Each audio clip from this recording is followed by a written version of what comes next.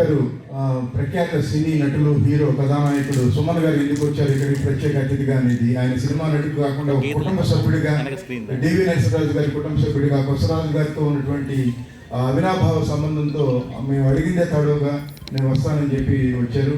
ఆయన ప్రత్యేకమైన కృతజ్ఞతలు తెలియజేస్తూ ఆయన సందేశాన్ని వినిపించవలసిన కోరుతున్నాను. వేదిక మీద ఉన్న పెద్దలు, ముఖ్య అతిథి డాక్టర్ వెలిపాటి నరసింహరావు గారికి, వేదిక మీద ఉన్న ఇతర పెద్దలకి, వేదిక మీద కూర్చున్న మిత్రులందరికీ నమస్కారం.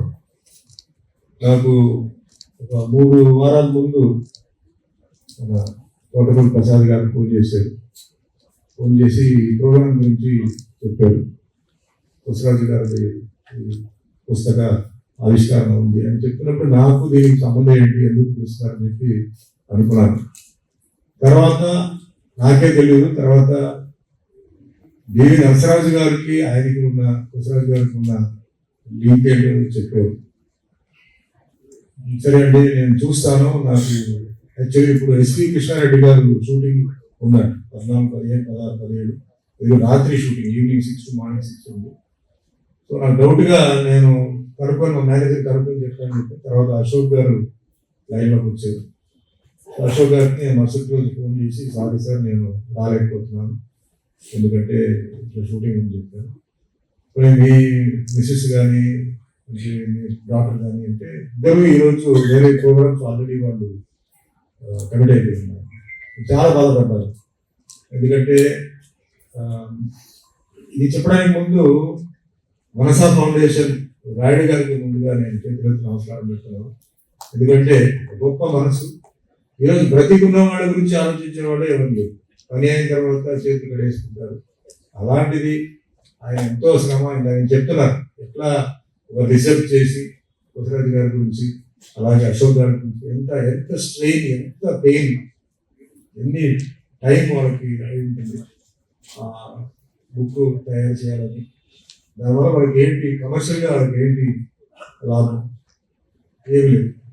కానీ ఆ పేరు, ఆ వాల్యూస్ అది దృష్టిలో పెట్టుకుని వాళ్ళు చేశారు. నేను చాలా ఫీల్ అయ్యాను, అదే మనం రాలేకపోతాం. సరే మా మిస్సెస్ వాళ్ళ కజిన్ ఉన్నారు ఇక్కడ కళ్యాణ్ చెప్పి విజయవాడ, అతన్ని పంపుదామని చెప్పి మనసులో అనుకుని తర్వాత చెప్పాను. నేను మళ్ళీ ఫోన్ చేస్తాను అనుకోకుండా జస్ట్ ఒక 4-5 రోజుల ముందు ఎస్వి కృష్ణారెడ్డి గారు ప్రొడక్షన్ ఫోన్ చేసి షూటింగ్ క్యాన్సిల్ అయిందండి. ఇమ్మీడియట్గా మేనేజర్ ఫోన్ చేసి టికెట్ బుక్ చేయాలి, నేను ఈ ఫంక్షన్కి వెళ్ళాలి, మీరు ఏ ఫంక్షన్ ఒప్పుకోవద్దు, ఖచ్చితంగా వెళ్ళాలని చెప్పి నేను టికెట్ బుక్ చేశాను. నేను ఎందుకు అంత హ్యాపీగా ఉన్నా అంటే, ఒకటి ఇది ఇందాక చెప్పినట్టు నరసరాజు గారు మా ఫ్యామిలీ రిలేషన్ ఉంది. రెండోది కొసరాజు గారు ఒక గొప్ప లిరిక్ రైటర్, ఆయన హిస్టరీ అందరూ కొద్దిగా బుక్లో ఉంది. ఇలాంటి ఫంక్షన్స్కి మాలాంటి వాళ్ళు రావడం అంటే పిలవడం చాలా తక్కువ. ఎందుకంటే సినిమా ఆడియో ఫంక్షన్ కానీ టీజర్ కానీ అలాంటి దానికి వెళ్తుంటాం. బట్ వీటికి generally writing family, writers family వెళ్తుంటుంది. అండ్ నేను నరసరాజు గారు మనవరాలు శిరీషాని నేను పెళ్లి చేసుకున్నానండి.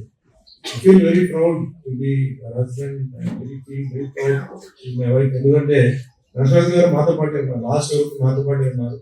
పెళ్ళి అయిన తర్వాత నేను ఆయన ఇంట్లోనే చూసాను. ఆయనలో చాలా విషయాలు నేను ఫాలో చేశాను. చెప్తారు what is your secret of your success అంటారు. వన్ ఆఫ్ ది సీక్రెట్స్ ఏంటంటే ఆయన డిసిప్లిన్, ఆయన డివోషన్, ఆయన డెడికేషన్, కమిట్మెంట్. ఇది చాలా నేను అంటే వెరీ హ్యాపీ సీయింగ్. ఆ ఏజ్లో కూడా ఆయనకి కొన్ని కాంట్రాక్ట్స్ వస్తే, కమిట్మెంట్ వస్తే మార్నింగ్ లేవడం, వాకింగ్, మేమందరూ లేచే ముందు ఆయన వాకింగ్కి వెళ్ళిపోవడం, రావడం, ఆయనే వచ్చి కాఫీ కలుపుకుంటారు, తాగుతారు, బయటకు వెళ్తారు, పేపర్ తీసుకుంటారు, చదువుతుంటారు. రైటర్ కాబట్టి న్యూస్ అన్ని కాలం వైజ్ చేసి, దాని తర్వాత ఆ టైంకి ఆయన బ్రేక్ఫాస్ట్, టైంకి లంచ్, బ్రేక్ఫాస్ట్ అయిన తర్వాత కొన్ని బుక్స్ చదవడం అట్లా. సో నేను బిజీగా నేను షూటింగ్ వెళ్ళిపోతుంటాను, వస్తుంటాను. ఎప్పుడైనా గ్యాప్ ఉన్నప్పుడు కూర్చొని మాట్లాడుతుంటే గ్రేట్ లిజెండ్ ఎన్టీఆర్ గారి గురించి, నాగేశ్వరరావు గురించి, కృష్ణ గారి గురించి, కృష్ణరాజు గారి గురించి ఎన్ని చెప్పేవారు.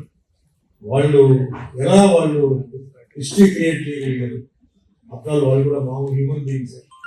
ఎట్లా వాళ్ళు క్రియేట్ చేయగలిగారు, వాళ్ళ డెడికేషన్ కానీ వాళ్ళ పర్ఫార్మెన్స్ కానీ, అలాగే డైలాగ్ డెలివరీ, డైలాగ్స్ చెప్పినప్పుడు ఈరోజు ఏంటంటే దురదృష్టం ఏంటంటే రైటర్కి ఈరోజు వాల్యూ లేదండి ఆ సినిమా షూటింగ్.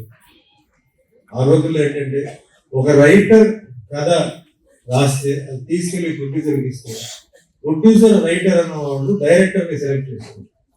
దాని తర్వాత వాళ్ళు ముగ్గురు కూర్చొని ఈ కథకి ఎవరు హీరో హీరోయిన్ తర్వాత ఉండేది.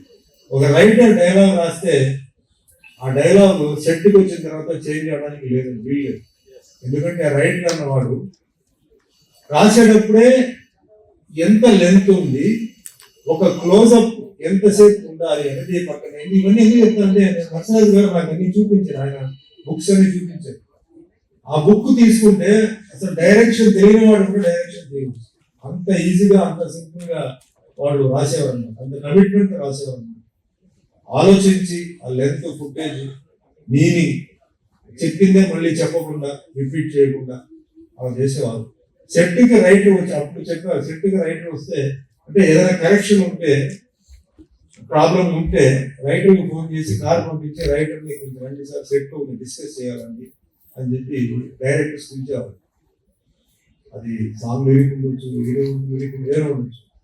సో అలాంటి ఒక గొప్ప రైటర్ డివి నరసరాజు గారు మనవాళ్ళు చేసుకోవడం నిజంగా నేను చాలా అదృష్టంగా భావిస్తున్నాను. చాలా నాలెడ్జ్ అంటే ఈరోజు రేపు డిసెంబర్ 26 దాటితే 48th ఇయర్కి నేను ఎంటర్ అవుతానండి film field. 48th year film అవుతాను. 900 films in 11 languages, 100 films in Telugu ఒక hero, 50 in Tamil, 25 in Kannada. అంతా మా తల్లిదండ్రులు ఆశీర్వాదం. మాది మా తల్లి వచ్చి ఒక కాలేజ్ ప్రిన్సిపల్ అండి.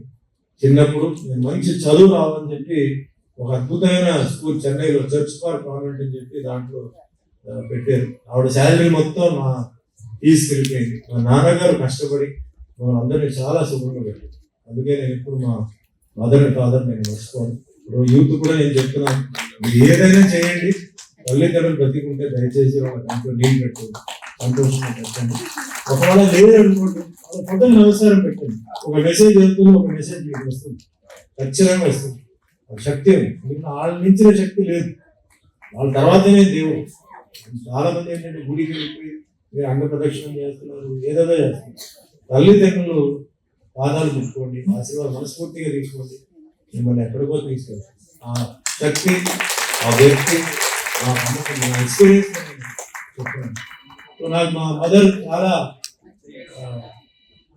గొప్ప ఎందుకంటే ఫాదర్ ఎప్పుడు ట్రాన్స్ఫర్స్, ఎప్పుడు ఆయన డబ్బు సంపాదించి నాకు పంపేవారు. మా అమ్మగారు నాకు 11 ఏళ్ళు 7 ఇయర్స్ ఉన్నప్పుడు 10 ఇయర్స్ ఉన్నప్పుడు భగవద్గీత సాంస్క్రిట్ లో నేర్చుకోవాలని చెప్పి డైలీ ఇంట్లో ట్యూషన్ పెట్టి సాంస్క్రిట్ నేర్పించారు. 11 ఇయర్స్ అయినంటే కరాటే పంపారు. మా ఇంటి ఆపోజిట్ లో. నాకు అర్థం కాలేదు, ఈ భగవద్గీత నాకెందుకు, ఈ కరాటే నాకెందుకు, నీకు అర్థం కాలేదు. అలాగే మెల్లిగా వచ్చేసి నేను ఆల్మోస్ట్ 8th 9th క్లాస్ వచ్చినప్పటికి కరాటే ఎందుకు యూజ్ అవుతుంది, body self defence, mind balance అన్ని తెలిసింది. భగవద్గీత అప్పుడు అర్థం కావాలి ఎందుకు భగవద్గీత. సాయంకాలం డైలీ మా ట్యూషన్ మాస్టర్ వచ్చి నా బెడ్ తీసేవాడు, పని చెప్పేసి. కాలేజీకి వచ్చేటప్పటికి నాకు కొంచెం లైఫ్ ఇవన్నీ అర్థమైంది. Bhagavad Gita it's not a religious book, it's a way of life. అని కొన్ని ప్రశ్నలు మన తల్లిదండ్రులు జవాబులు చెప్పలేదు, భగవద్గీత చెప్తుంది. నేను అడగలేదు, భగవద్గీత చెప్తుంది. ఇది అందరూ చెప్తున్నాడు, హిందూ, ముస్లిం, క్రిస్టియన్స్, పార్సీ, జైన్, బుద్ధిస్ట్, ఎవరికైనా సరే ఒక్కసారి భగవద్గీత చదవండి. Life don't read it, you have lost something in life. You must read Bhagavad Gita once. When you are matured, when you have maturity in your mind, you should read it. Enormous knowledge. ఎవరిని అడగాల్సిన పని లేదు. Life ఎలా ముందుకు తీసుకెళ్ళాలి ఎవరిని అడగాల్సిన పని లేదు. That is how I came up అండి లైఫ్లో. ఒక సైడ్లో మార్షల్ ఆర్ట్, ఒక సైడ్లో భగవద్గీత.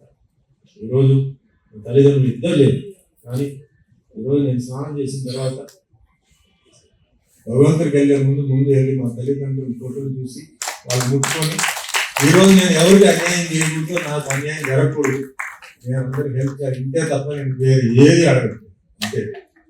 సో తల్లిదండ్రుల ఆశీర్వాదంతో మీ అందరూ తెలుసు అండి, అన్నమయ్యలో వెంకటేశ్వర స్వామి. ఇది రికమెండేషన్ రాదండి, ఆయన పైనుంచి రాఘవేంద్ర గారికి ఈయన బెటరా అని చెప్పారు. ఆ దృష్టి నాకు వచ్చింది. వచ్చిన తర్వాత కూడా నేను ఒప్పుకోలేదు. నాకు వద్దన్నాను. రాఘవేంద్ర గారి ఇంటికి వచ్చారు, ప్రసన్నరాజు గారి ఇంటికి వచ్చారు, అర్జున్ రాజు గారి ఇంటికి వచ్చారు, అశ్విని గారి ఇంటికి వచ్చి అడిగారు. అప్పుడు నర్సరాజు గారు ఎందుకు భయపడుతున్నావు సుమారు అంటే నేను చెప్పాను, ఏమండి గ్రేట్ లిజెండ్ ఎన్టీఆర్ గారు చేసిన తర్వాత ఇవన్నీ ముట్టుకోకూడదు, ఈ జోలికి వెళ్ళకూడదు. అదేమంటావు, నువ్వు కరాటే ఫైటర్ కదా, నువ్వు శుభ్రంగా చేసుకొని ఏదో ఉంటాను తప్ప ఇవన్నీ ఎందుకు అంటారంటే అలా కాదు. Yes, no doubt legend NTR గారే రికార్డ్, ఆయన రికార్డు ఎవరి వల్ల బ్రేక్ చేయడం లేదు. కానీ వాళ్ళు వచ్చారంటే వాళ్ళన్నీ ఆలోచించారు. డైరెక్టర్ రాఘవేంద్ర గారు మామూలుగా ఆయనకి రావాల్సిన పని లేదు, వాళ్ళన్నీ ఆలోచించే వచ్చారు. ఒప్పుకో అన్నారు, సరే ఆలోచిస్తాను చెప్పారు. అలాగే మా ఫ్యామిలీ వాళ్ళు చెప్పారు. నైట్ పడుకున్నారు. తెల్లవారుజాము 3:30 గంటలకి నాకు చాలా తిరుమల గర్భగుడి సుప్రభాతం అవన్నీ నాకు పాజిటివ్ వైబ్రేషన్ ఇస్తే సిద్ధార్థి గారు ఏమని వచ్చిందంటే ఒప్పుకోండి, అది ఒక మంచి సిగ్నల్ అండి చేయాలి. తర్వాత గెటప్ వేసి అద్భుతం సినిమా అయిపోయింది. దాని తర్వాత పెద్ద అదృష్టం నాకేంటంటే అప్పట్లో రాష్ట్రపతి గారు శంకర్ దయాళ్ శర్మ గారు వెంకటేశ్వర స్వామి భక్తులు మీ అందరికీ తెలుసు. ఆయన వారానికి పరిగెత్తుకొని తిరుపతికి వస్తారు. ఈ సినిమా గురించి ఎవరో చెప్తే నేను సినిమా చూడాలని చెప్పి ప్రింట్ రాష్ట్రపతి భవన్ తీసుకొచ్చాను. కాదు, నాకు వెంకటేశ్వర స్వామి ఎవరు యాక్ట్ చేసిన ఆయన కూడా రమ్మని చెప్పండి, ఆయనతో పాటు నేను సినిమా చూడాలన్నా. ఫస్ట్ నాకు ఫోన్ వచ్చింది, నేను నమ్మలా, టెలిఫోన్ లేదు, టెలిఫోన్ ఏంటిది రాష్ట్రపతి గురించి మాట్లాడుతున్నారంటే సరే మళ్ళీ రీచెక్ చేస్తే నిజమే రాష్ట్రపతి భవన్ నుంచి ఫోన్ వచ్చింది. షూటింగ్ బిజీగా ఉన్నాను నేను ఆయన ఫోన్ చేసి షూటింగ్ బిజీగా ఉన్నానండి, నేను 10 days దాకా రాలేనండి, చాలా టైట్ షూటింగ్ ఉన్నాను, నేను వర్క్ సార్. వాళ్ళు అన్నారు, సార్ రాష్ట్రపతి గారు పిలుస్తున్నారు సార్, మీరు ఆలోచించండి, repeat people and your own field. భగవంతుని కూర్చోబెట్టి ఈరోజు నాకు అవకాశం ఇచ్చినందుకు అందరికీ నేను అందరూ ఈరోజు ఒక మంచి ప్రోగ్రామ్ అంటే ఇది కమర్షియల్ కాకపోయినా మీరు ఎక్కువ భక్తితో మీరు కూర్చున్నారు. సో ముందుగా అశోక్ గారికి, రాయుడు గారికి, ఇందాక లైఫ్ లో అంటారు meet a person there is a purpose in meeting, meaning in meeting person అంటారు. నేను కూర్చున్నప్పుడు నేను అశోక్ గారిని అడిగాను, సార్ రాయుడు గారు మనసా ఫౌండేషన్ అంటే గొప్ప మనసున్న వ్యక్తి, అందుకే మనసా ఫౌండేషన్ పెట్టారు. మీకు గోపిచంద్ డాక్టర్ తెలుసు కదా, ఆయన బ్రదర్. నా గోపిచంద్ గారితో పని ఉంది. మా మిత్రుడు ఈ వారం ఆయన ఈరోజు ఎలా కాంటాక్ట్ చేసినా ఆయన ఫోన్ తీయడు. ఎట్లా చెప్పాలంటే ఆయన చేసే డ్యూటీ ఆయన చేస్తారు, కానీ చిన్న రికమెండేషన్ పెట్టి కొంచెం మా బాగా క్లోజ్ నాకు మంచి మిత్రుడు ఆయన జరుగుతుంది చెప్తా అని చెప్పి ఎట్లా చెప్పాలి చెప్తే పక్కనే ఆ భగవంతుడు నాకు ఇక్కడ ఆయన పక్కన ఇటు పోగా కూర్చుంటే నాకు అవకాశం ఉంటుంది కదా, నేను అటుపోగా కూర్చున్నాను కాబట్టి ఆయన ఆ మాట చెప్పారు. దానికి కూడా థ్యాంక్స్ చెప్తూ మీరందరూ ఈరోజు వచ్చినందుకు అండ్ ఆల్సో వసరాజు గారి ఫ్యామిలీ అందరూ వచ్చిందనండి, రియలీ ఇట్స్ గ్రేట్ అండి. అలాంటి ఒక లెజెండ్ ఫ్యామిలీగా ఉండడం I feel it's really great. ఎందుకంటే నాకు ఆ ఫీల్ నాకు తెలిసిన వసరాజు గురించి ఆయన గురించి ముందు నాకు తెలియదు, బట్ తర్వాత చాలా ఫంక్షన్స్కి వెళ్ళి ఆయన గురించి తర్వాత తెలిసిన తర్వాత ఆయన గ్రేట్నెస్. ఎందుకంటే రాముడు భీముడు ఇలాంటి సినిమాలకి ఆయన డైలాగ్ రాశారు. అండ్ అప్పుడప్పుడు ఆయన రామారావు గారు నాకు తెలుసు అది రామారావు గారి దగ్గరికి వెళ్ళి మాట్లాడేవారు. పెళ్లి అయిన తర్వాత మేము రామారావు గారి ఇంటికి ఆయనే తీసుకెళ్ళి ఆయనతో పాటు టిఫిన్ చేసాం. అలాంటి ఫ్యామిలీలో కూడా నాకు ఒక సంబంధం రావడం, శిరీష నాకు భార్యగా అవడం, అది వెరీ ఇంపార్టెంట్ అండి. ఇంట్లో ఫ్యామిలీ లైఫ్ అనేది చాలా ఇంపార్టెంట్. బట్ నేనేంటంటే ఇంట్లో గేట్ నుంచి బయటికి వెళ్తే నేను ఫ్యామిలీని మర్చిపోతాను. వర్క్ అండి, వర్క్ నుంచి ఇంటికి వస్తే వర్క్ మర్చిపోతాను, ఫ్యామిలీ అండ్ గరికపాటి గురించి చెప్పాలి చాలా. ఇది అన్ని మా వీడియోస్ వస్తుంటాయండి, దాంట్లో అప్పుడప్పుడు నేను చూస్తుంటాను. దాంట్లో ఒక వీడియోలో ఏంటంటే ఒక ఫ్యామిలీ అలా ఉంటే ఎవరో వస్తారు, వచ్చిన తర్వాత ఆ ఫ్యామిలీ పర్సన్ ఇంట్రొడ్యూస్ చేస్తారు, నా భార్య అండి, ఇది నా కూతురు, ఇంకా పెళ్లి కాలేదండి అంటారు. ఇప్పుడు పెళ్లి కాలేదు చెప్పాలా, కూతురు చెప్తే చాలా అని చెప్పారు. చాలా చాలా ఎంజాయ్ చేశాను. అలాంటి ఎప్పుడు నాకు ఏదైనా కొంచెం డెలివరీ అంటే మీరు అన్ని కరెక్షన్ ఉన్నాయండి, నేను అన్ని రీవైండ్ చేసి నేను చూస్తుంటాను. అలాంటి ఎప్పుడు కలుస్తారు, ఎప్పుడు ఫ్లైట్ లో కలుస్తారా, ఎక్కడ కలుస్తారా చూస్తే ఈరోజు మరి మిమ్మల్ని కలవడం కూడా నాకు చాలా అదృష్టం, చాలా సంతోషం. అలాగే మీరు ఎప్పుడు చెప్తూ ఉంటారండి, మాలాంటి వాళ్ళకి ఎప్పుడు ఆ మెసేజ్లు వస్తుంటాయండి. వన్స్ అగైన్ అండి అందరికీ థ్యాంక్స్. అండ్ తోటకూర ప్రసాద్ గారు ఆయన గెటప్ చూసి ముందు ఆయన గుర్తుపట్టాలి, ఎందుకంటే ఎప్పుడు సూటు కోటు టై ఇలా చూసాను, బయటకు వస్తే వెళ్ళిపోయారు ముందు. తర్వాత ఎప్పుడో చూసినట్టు ఏదో చూస్తే ప్రసాద్ గారు వండర్ఫుల్ పర్సన్ అండి. మీరు అంత దూరం వెళ్ళి మన తెలుగు సాంప్రదాయాన్ని, మన తెలుగు కల్చర్ని, తెలుగు భాషని మీరు కాపాడుతున్నారు. ఎందుకంటే టైమ్స్ ఆర్ చేంజింగ్. బట్ నిజం చెప్పాలంటే ఇక్కడ కన్నా యాక్చువల్లీ అమెరికాలోనే తెలుగు భాషకి, తెలుగు క్లాసికల్ జాతికి, భాషకి విలువలు మనం నేర్చుకోవాలి. అక్కడ పిల్లలు వాళ్ళకి టైం లేదు, పేరెంట్స్ టైం ఉండదు, అయినప్పటికీ వాళ్ళు ఏంటంటే వాళ్ళు టైం ఇచ్చి అద్భుతమైన పర్ఫార్మెన్స్, అద్భుతమైన పాటలు పాడతారు. చాలా సంతోషం ఉంది. So me services I saw it on the AVM, really great and really blessed to have you as a great member in Texas అన్నమాట. సో అందరికి నమస్కారం అండి. న్యూ ఇయర్ వస్తుందండి. సో అందరికి కొత్త సంవత్సరం మంచి, అందరికి కష్టాలు దూరం అయితే అందరికి సంతోషంగా ఉండాలి, అందరు నవ్వుతూ ఉండాలి, అందరూ అన్ని విషయాల్లో అందరికి జయం కలగాలని చెప్పి మనస్ఫూర్తిగా భగవంతుని కోరుకుంటూ నాకు ఈ అవకాశం ఇచ్చినందుకు మరోసారి అందరికీ ధన్యవాదాలు. Thank you. జై హింద్.